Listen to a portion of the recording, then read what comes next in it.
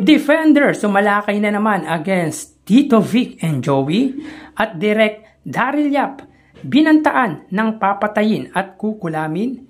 Yan at iba pa ang pag-uusapan natin ngayong araw po ng Biyernes, November 1. Pero bago yan mga kaparokya, humiling ako na pakisubscribe ang aking YouTube channel, pakiclick ang bell icon para una kayong manotify sa mga bagong video na ilalabas ko. At pakidamay nyo na din na i-follow ang aking Facebook page na Mega TV at ang aking TikTok account na Kaparokya TV. Maraming salamat! So mga kaparokya, pag-usapan muna natin ang controversial director na si Daryl Yap regarding sa plano nitong paggawa ng pelikula ng dating sexy star na si Pepsi Paloma. Ayon dito ay pinagbabantaan daw di umano ito na kukulamin at papatayin.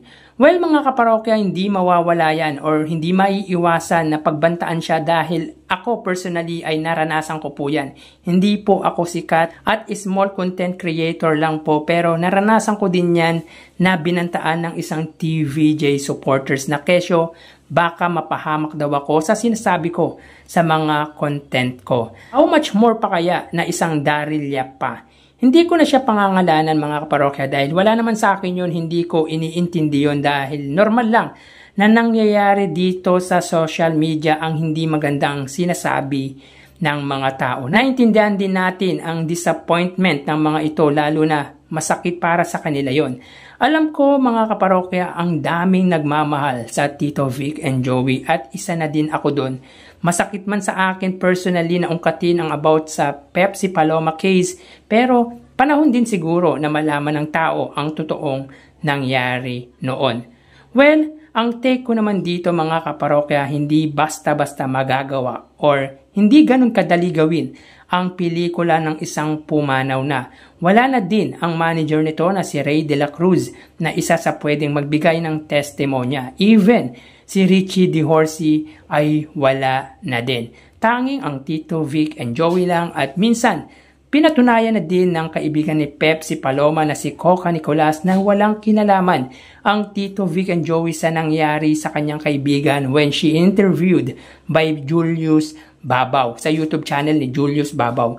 Ayon dito ay palabas or gawa-gawa lang ng dating manager nila ang issue. If Daryl Yap wants challenges, yaan natin siya. Okay lang na gawin niya basta yung information na makakalap niya ay tama, accurate mga kaparokya. Dahil kung may maling information dyan na maibibigay siya, may kalakip din na consequences yan. Para sa akin mga kaparokya, walang basihan ang rape case against sa inaakusahan nila noon. Napatunayan na yan mga kaparokya sa korte. It's an urban legend. Issue na nakakabit na sa legendary trio. Ewan ko ba anong naisipan ni Direk Daryl Yap para gawin ang kwento ng dating sexy star. Ako as a TVJ supporter, maganda na din gawan ng pelikula yan para matapos na yung usap-usapang between Pepsi at Tito Vic and Joey. Kasi naka-associates ang pangalan nito sa legendary trio. Nakakarin din na pakinggan mga kaparokya sa totoo lang. At hindi ako natutuwa sa tuwing ididikit nila ang pangalan na yan sa Tito Vic and Joey. And speaking of about the movie of Pepsi Paloma, Tape Defender umatake na naman against sa TVJ. Pero bago natin pag-usapan niya mga kaparokya ay punta muna tayo sa highest views ng dalawang noontime show kahapon. So sa oras na 1:28 PM sa segment na Kalokalike, ang It's Showtime po ay may highest views na 82,000.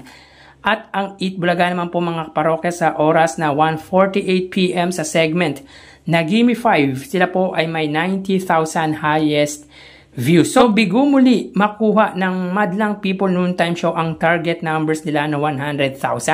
Samantalang na-reach naman po ng Eat Bulaga ang average views nito na 80,000. So patuloy ang struggles ng It's Showtime na makuwang muli ang average views nila samantalang consistent naman sa 80,000 ang numbers ng main YouTube channel ng Eat Bulaga. So yun nga mga parokya, dahil sa issue about sa pinaplanong movie ay tila parang nakakuha ng kakampi ang Tape Defender na ito. Sabi nito sa kanyang post, Halloween o isang bangungot na paaga ang katatakutang serye lalo na nang mag-grand reveal ang isang kilalang direktor sa kanyang susunod na proyekto.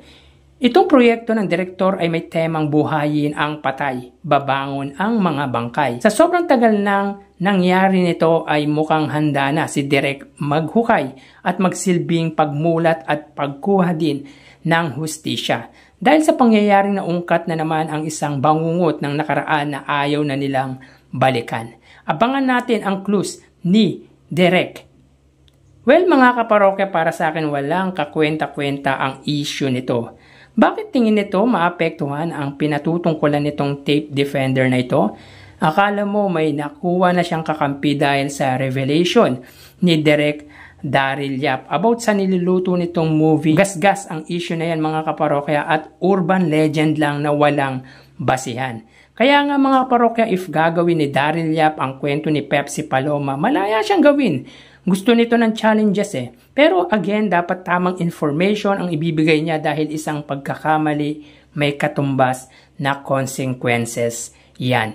Sabi ng ilan ay black propaganda daw ito dahil ang magpuproduce daw ng movie nito ay ang kalaban ni Mayor Vico Soto sa Pasig. Well, walang imposible yun mga kaparokya pag yun nga ang nag-produce. Dahil sa Comelec nga na pag-partnership dyan ang kalaban ni Mayor Vico Soto, dyan pa kaya sa maliit na gastos lang.